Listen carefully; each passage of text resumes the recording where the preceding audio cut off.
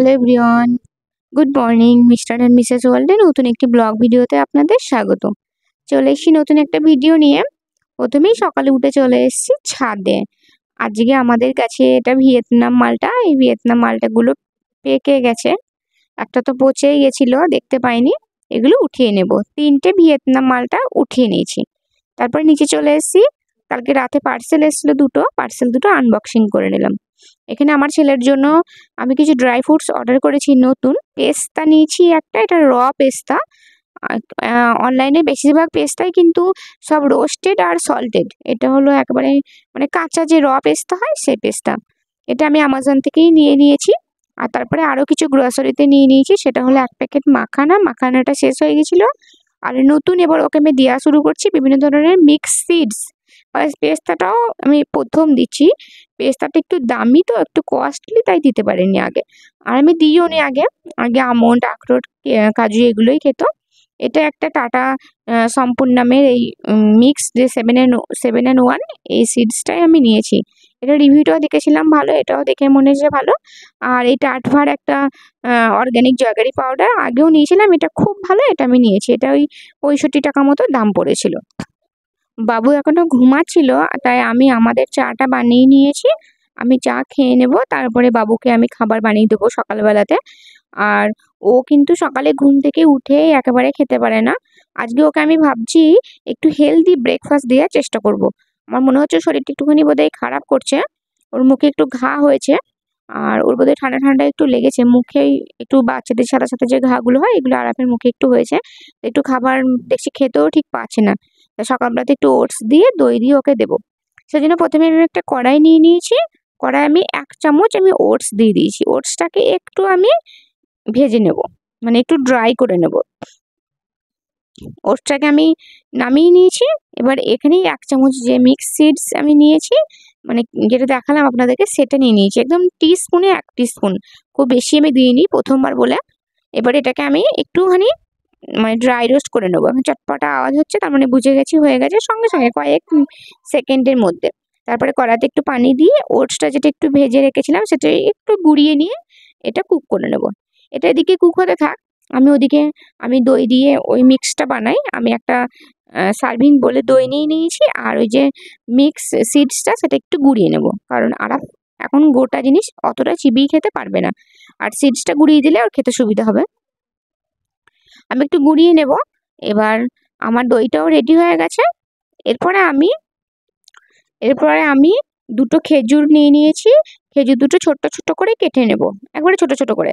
আরাফ কিন্তু ওই একবারে গোটা খেজুর দিলে মানে খেতে পারে না, দেখেছি গিলে নেওয়ার একটা চেষ্টা করে। আর ছোট ছোট করে দিলে বেশ চিবিয়ে চিবিয়ে খাই। আর যেহেতু এটা খাবারের সাথে দেবো, সেজন্য ছোট ছোট দিচ্ছি। আর না হলে আঁটি বার করে দিলে গোটাটাকে চিবিয়ে চিবিয়ে খাই। মানে শুধু যখন খেজুর দেবো তখন, কিন্তু মিক্সড করে দিলে একটু ছোট ছোট করে একটু কুচিয়ে দিতে হয়, নাহলে কিন্তু খেতে পারে না। আর তারপরে আমি একটা কলা নিয়ে নিয়েছি, কলাটাকেও আমি ছোট ছোট করে কেটে নিয়েছি। আমার খেজুর কলা দুটোই কাটা হয়ে গেছে। এবার আমি দইটা নিয়ে নেব। দইয়ের ভিতরে ওটসটা যে আমি রান্না করে রেখেছিলাম, ওটসটা আমি ঢেলে দেবো। ওটসটা একটু ঠান্ডা করেই ঢেলেছি। আমার ছেলের প্রথমেই বললাম মুখে একটু ঘা হয়েছে, সেজন্য একটু ঠান্ডা ঠান্ডা খাবার আমি দিতে চাইলাম। দইটা দেবো অনেকক্ষণ আগে বার করে রেখেছি, নাহলে দইটা খুব ঠান্ডা দিলে আবার ঠান্ডা লেগে যেতে পারে। তারপর খেজুরটা দিয়ে দিলাম। এখানে যে মিক্স সিডস ছিল গুঁড়িয়ে রেখেছিলাম সেটা দিয়ে দিলাম। তারপরে আমি কলাটা দিয়ে দেবো।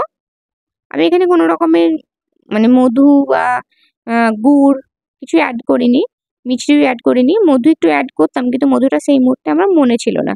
এর ভেতরে মধু দিলেও কিন্তু সেটা খুব স্বাস্থ্যকর হবে। এভাবেই আমি আরাফকে দিয়েছি। দেখলাম বেশ ভালো খেলো, কারণ আরাফ টক দই খেতে ভালোবাসে। আর টক দই খাই বলেই ও এটা খেয়েছে।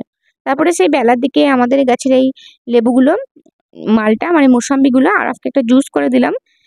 ওর আব্বুই কেটে দিচ্ছিল, আজকে যেহেতু সানডে ছিল। ও জুস করে দিল লেবুটা আরাফকে। আরাফ মোসাম্বির জুস আরাফ প্রতিদিনই খায় একটা করে মোসাম্বি, কিন্তু তাও মুখে যে কেন ঘা হয়েছে। ঘা তো অনেক সময় ভিটামিন সি এর অভাবই হয়। ঠান্ডা লেগে হয়তো হয়েছে কোনো কারণে। আর এই মোসাম্বিগুলো কিন্তু খুব মিষ্টি। আর যেহেতু আমাদের নিজেদের গাছের, সেজন্য বেশ একটা অন্য রকমের একটা এক্সাইটমেন্ট কাজ করছিল আরাফকে সেটা দেওয়ার জন্য। আরাফ যখন আগের বছর ছোট ছিল তখন মানে এই লেবুটা হয়েছিল, কিন্তু তখন আরাফকে দিইনি। এবার আরাফ প্রথমে এই লেবুটা খাচ্ছে। একটা মোসাম্বি থেকে প্রায় 1.5 গ্লাস জুস মানে জুস হয়েছিল। আরাফ এই 1.5 গ্লাস মানে আরাফের গ্লাসে আরাফ 1 গ্লাস তো খেয়েছিল, বাদ বাকিটা আমরা খেয়ে নিয়েছি। তারপরে আরেকটা লেবু নিয়ে আমরা কেটে নিলাম, এটা আমরা এমনিই খেয়েছি। তারপরে আরাফকে আমি আজকে স্নান করিয়ে দিয়েছি ছাদে। ও ছাদে আসবে বলছিল, তাই বাথটাবটা ছাদেই নিয়ে এসেছি। বেশ ছাদে একটু স্নান করতে পছন্দও করলো আর নিজের মতো ও স্নান করলো। স্নান করাতে একেবারে এক্সপার্ট, উঠতেই চায় না, অনেক ভুলিয়ে ভালিয়ে অনেক কিছু বলে তারপরে ওকে ওঠাতে হয়। নাহলে ওই এখন আবার মগ নেবে, পানি নেবে, আবার বলবে শ্যাম্পু দেন, নিজেই স্নান করবে। আর এখন একটাই কথা শিখেছে, আরাফ নিজে করবে, সেটাই ও বলতে চাই। আর ও দাদাকে পেয়েছে, আর আব্বু তো ওকে স্নান করাতে পেলে আর কিছু চাই না। দুজনেই খুবই মানে একসাথে খুব মজা করে স্নান করতে গিয়ে। তারপরে বাবুর খাবারটাও রেডি করে নিয়েছি। এখানে আলুর সাথে একটু চিচিঙ্গা ভাজা ছিল, সবজি ছিল আর মাছের ঝোল ছিল। এটাই ছেলেকে খাইয়ে দিলাম। আমার খাওয়াতে গিয়ে খুব ভয় লাগছিল ঠোঁটটাই জ্বলবে কিনা, কারণ ঘাগুলো সাদা হচ্ছে, তারপরে ফেটে যাচ্ছে, তারপরে লাল হয়ে যাচ্ছে। বাবু তারপরে খাওয়ার পরে এখানে একটুখানি ও খেলা করছিল আমার সাথে, মানে বলছে এখন বাইরে যাবে, আমি বাইরে ঘুম পারবো বলে আমি রেখে দিয়েছি। তারপরে এরকম করার পরে একটুখানি পরেও ঘুমিয়ে যাবে। যেহেতু সানডে ছিল, ওর আব্বু প্রথম থেকেই ছাদে ছিল, গাছ লাগাচ্ছিল, গাছের যত্ন করছিল, দাদা ভাইও ছিল, সেই জন্য আমাকে বারবার বলছে ছাদে যাবে, ছাদে গিয়ে নাকি গাছে পানি দেবে। ওর আব্বুর কষ্ট, আমাকে বলছে আব্বু কষ্ট, ছাদে গাছে পানি। এত পাকা হয়েছে, প্রত্যেকদিন বিকেলে চলে যাবে ছাদে গাছে পানি দিতে। তারপরে ও একটু পরেও ঘুমিয়ে গেছিল। চলুন তাহলে ভিডিওটা আজকের মতো এখানেই শেষ করি। আপনারা ভালো থাকবেন, সুস্থ থাকবেন। আমার ভিডিও যদি ভালো লাগে লাইক করবেন, শেয়ার করবেন। কোথাও যদি কোনো ভুল ত্রুটি হয় ক্ষমা করবেন। ধন্যবাদ, দেখা হবে পরবর্তী ভিডিওতে।